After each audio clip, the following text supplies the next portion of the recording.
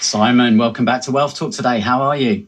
I'm really well, thanks, Christian. Thanks so much for asking me back. Yeah, no, it's always a pleasure to have you on the show, Simon. And, many of our listeners, of course, will know you, the founder of the Property Investor Network. You've been investing, I believe this year, is it 28th year anniversary of being? Yeah, this month actually is my 28th anniversary of buying my own home, which I lived in and rented out some rooms. So I became a live-in landlord. But it wasn't until 98 when I moved out of that first house, bought another one that I moved into with my friends, and that first house became a student property. So that's 25 years of being an actual landlord, and then 20 years of teaching other people how to do it. Yeah, so I think it's fair to say, you're the longest running consistent trainer in the UK that's been investing all the way through. And of course, yes, we know every market has its cycles. The property market is no different. And we've seen some cycles over the last 20 years, haven't we? So we're in another period of change now. And today we're going to talk about, can you still make money in property, Simon?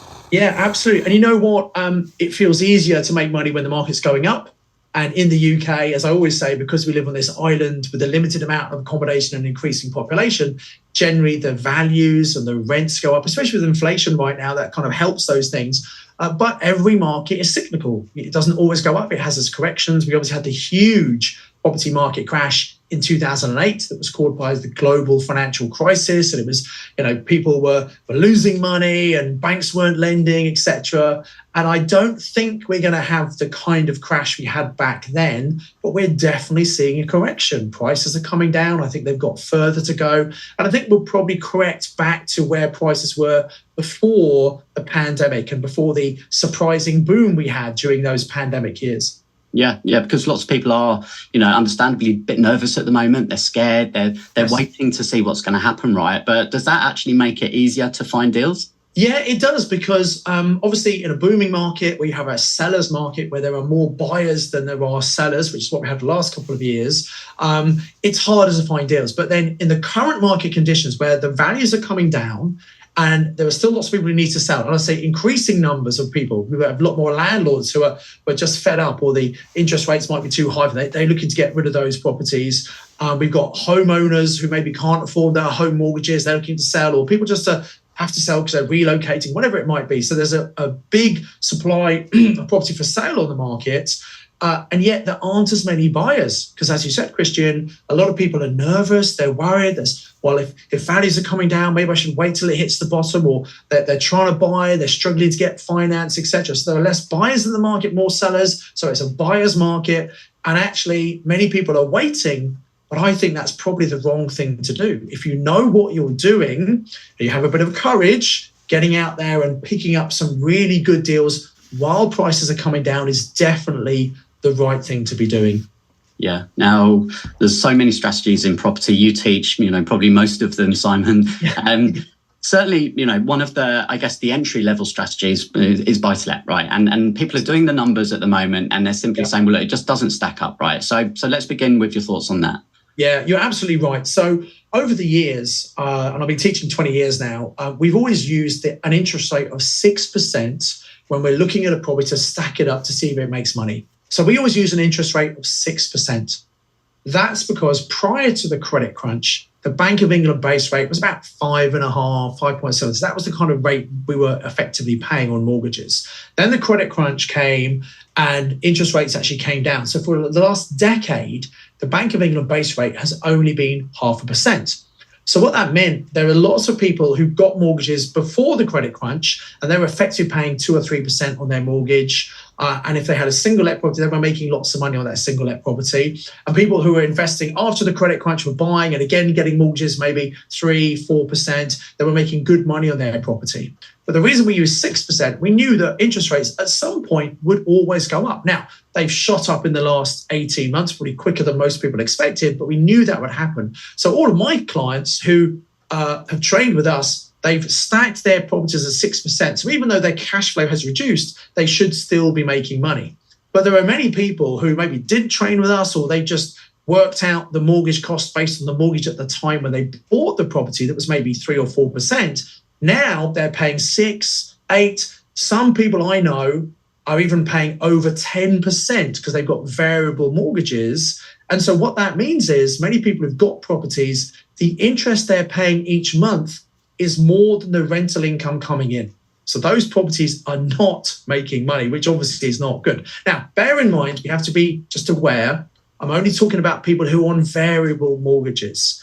If people have had a fixed mortgage, they've not been affected by the interest rate rises yet. And there's something like 1.8 million mortgages are on fixed terms, which are due to come to the end at some point during 2023.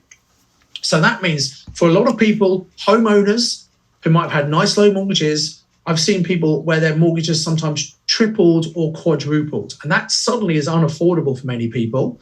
And then also investors, same thing. They've had a nice low mortgage and suddenly it's gone. Now, to be fair, rents have also gone up over the last couple of years, maybe as much as 20%. That's definitely helped.